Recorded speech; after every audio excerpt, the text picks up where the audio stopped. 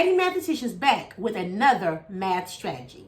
All right, so we are virtually learning and our scholars are doing the best that they can. And I know some parents are still a little overwhelmed. Well, today, Maddie has a math strategy that might help you.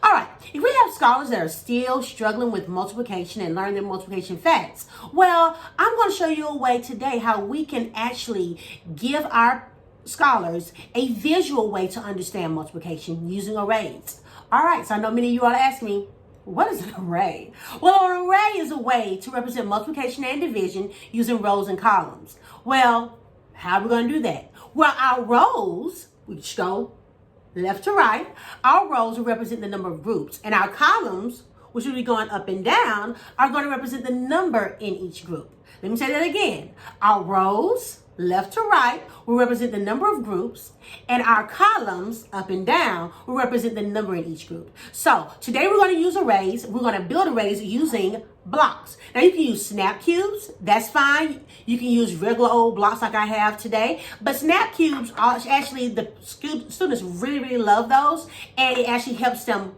grasp it a little bit better. But blocks will work just as fine as well. So today we're going to look at arrays and building multiplication.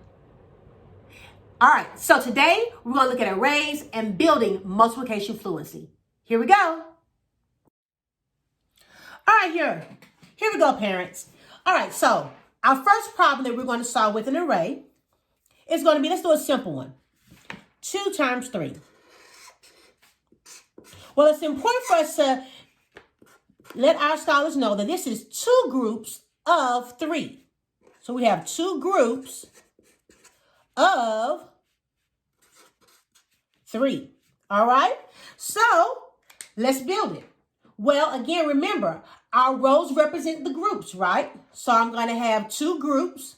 So that's 1 row, 2 row. And how many should be in each group? Of 3. So that's 1, 2, 3.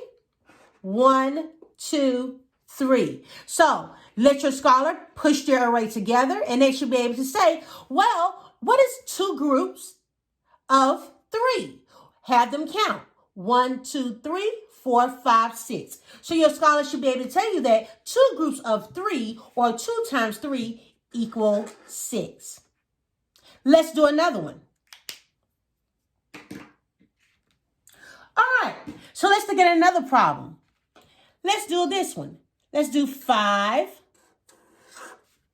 times 4. Well, what are you telling your scholar? You're saying this is 5 groups of 4. So how we build that? Again, remind your scholar that the rows represent the groups, the number of groups, and the columns represent the number in each group. So I have 5 groups, 1, 2, 3, 4, and 5. And how many is in each group? Well, tell your scholar, how many is in each group? And you're going to say 4. So they should say 4. So you're going to count out 4 in each group. 1, 2, 3, 4. 1, 2, 3, and 4. 1, 2, 3, and 4. 1, 2, 3, and 4. 1, 2, 3, and 4. Now, after your scholar has built their array, ask them, well, what's 5 groups of 4? Have them count. 1, 2, 3, 4, 5, 6, 7, 8, 9, 10, 11, 12, 13, 14, 15, 16, 17, 18, 19, 20. So your scholar should be able to tell you that 5 groups of 4 or 5 times 4 equals 20.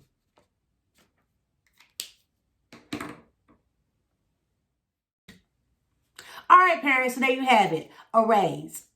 Hopefully you feel confident enough that you can take this math strategy and show your scholars so they can become more proficient at multiplication. Remember that math is all around us. Also, don't forget to like, share, and subscribe our channel, and let Maddie know What other math strategy do you need help with helping your scholar become that mathematician? Until next time.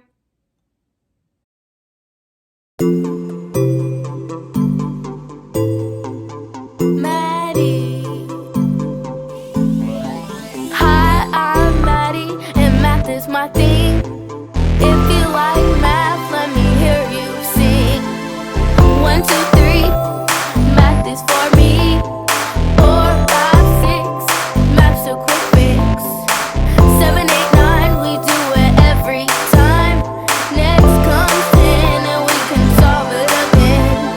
Hi, I'm Maddie, and math is my thing. If you like math, let me hear you sing. 1, 2, 3, math is for me. 4, 5, 6, math's a quick fix. 7, 8, 9, we do it every time. Next comes 10, and we can solve it again. Now let's begin our math adventure. Now let's begin.